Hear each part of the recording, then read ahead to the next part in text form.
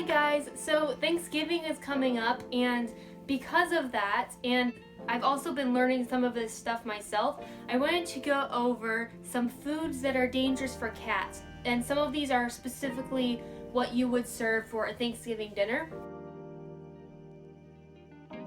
I'm also going to do a video at some point, maybe in the month of December around Christmas time, about holiday safety tips in general.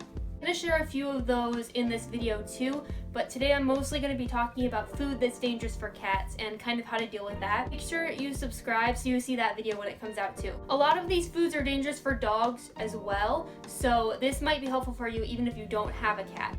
So the first food is kind of a group of foods: onion, garlic, scallions. We put onions and garlic in a lot of our foods and in a lot of different variations. So we might put garlic salt or garlic powder. So we might not even think about some foods that have onions and garlic in it, but this is very dangerous for cats. These foods damage oxygen carrying red blood cells, which can lead to anemia. The second food is turkey bones, and this isn't a food that's toxic to animals, but it can be dangerous because of how they splinter when they're chewed on. It could cause a blockage or indigestion, or the animal could choke, and not to mention when it does get to the stomach, the sharp pieces could puncture the stomach or the intestines, and that would be very, very painful for your cats and life-threatening. Now, food number 3 is chocolate, and we know that this is very dangerous for dogs, and probably you know this is dangerous for cats, but you might not know why. There are 2 ingredients in chocolate that are dangerous for cats. One of them is caffeine, and the other one I'm gonna put on the screen because I don't really know how to say it. The darker a chocolate is, the more dangerous it is. So milk chocolate is a little less dangerous than very dark chocolate.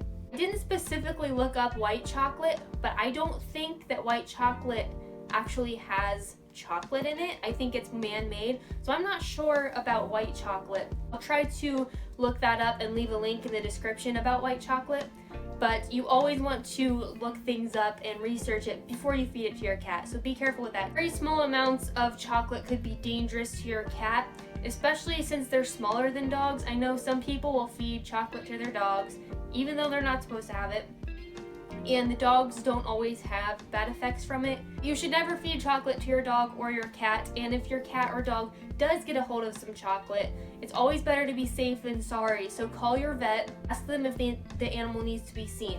So the fourth food I want to cover is caffeine in general, and I just mentioned caffeine being in chocolate, so this is why caffeine is dangerous for your cat. Because cats are a lot smaller than we are, we can handle some caffeine, but cats can't. It can even cause death. Immediate action is key if your cat does consume caffeine. The caffeine must be removed before it gets to the bloodstream. So you want to be very quick to act and take your cat to a professional if he does drink caffeine. Things like energy drinks, tea, coffee, and of course chocolate all have caffeine in them and are dangerous for your cat. Most of these things a cat wouldn't try to go for, especially drinks like coffee and hot tea. They don't really like the heat. You know, my cat, for example, she's very interested in milk, so if I have milk in my coffee, I always make sure to dump it out before it gets cold, because at that point she might try to drink it. And number 5, alcohol is even more dangerous for your cat. Very, very small amounts of alcohol can cause seizures, heart attacks, and lung failure. So if you have any guests coming over for Thanksgiving, ask them not to leave their drinks unattended. You know, dump them out when they're finished with them. Food number 6 is actually kind of interesting because we don't really know why this is dangerous for cats, but that food is grapes and of course raisins. Grapes and raisins can cause your cat to be very sick and even cause kidney failure. So I thought that was interesting that nobody really knows why grapes cause this, but they are very dangerous for cats. So food number 7 I included on this list, I'm sure you already know this, and that's dairy, so any kind of lactose or milk. A lot of cats are lactose intolerant after the age of weaning.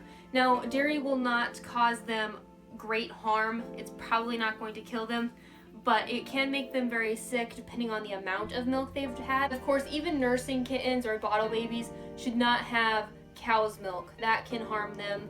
And the other thing with dairy is that cats sometimes will try to drink milk that's unattended or eat things like ice cream. They do enjoy the milk, but it's not good for them. So try to keep your cat away from it. Again, dairy isn't toxic to your cat, but it will cause vomiting. And if your cat has had enough that they are vomiting a lot, they could get dehydrated. Number 8 is yeast or uncooked bread dough. And that's because of 2 reasons. Uncooked bread dough will rise in the cat's stomach and cause a whole lot of issues, and it also releases alcohol as the yeast develops. I am planning on making a video about holiday safety tips in general, but I want to go over a few here that pertain to this specific topic. I would suggest that when it's time for the meal, that you put your cat in a bedroom, somewhere where you can shut the door and he be away from the table. This will make sure that while you're running around getting dinner on the table and everybody's eating, people might be distracted and not really be looking out for the cat. So it might be a good idea to just put him in this room until all the food is cleared up and put away so he doesn't get anything. You might not know it because nobody's really paying attention. Also, educate your guests about this. Make sure they know how dangerous it can be if your cat has some of these foods. You want to especially watch the little kids because they might especially not understand. Make sure you talk to them and explain that it'll make them very, very sick and even kill them. If you do have young kids at your house for Thanksgiving, tell them to come and ask you before they feed the cat anything. You can give them a treat maybe that is appropriate for the cat. Ask your guests not to leave their drinks unattended, or their plates for that matter, and to clean up any spills right away. Don't forget to subscribe so you can see, like I said, the video about holiday safety tips and all my videos in December that are Christmas themed. I'm really excited about some of the ones that I'm planning for December. And leave me a comment if this helped you. Were there any foods on this list that you didn't know were dangerous for cats? If you have any other questions or there's a video you'd like to see me make, let me know as well. Thanks for watching.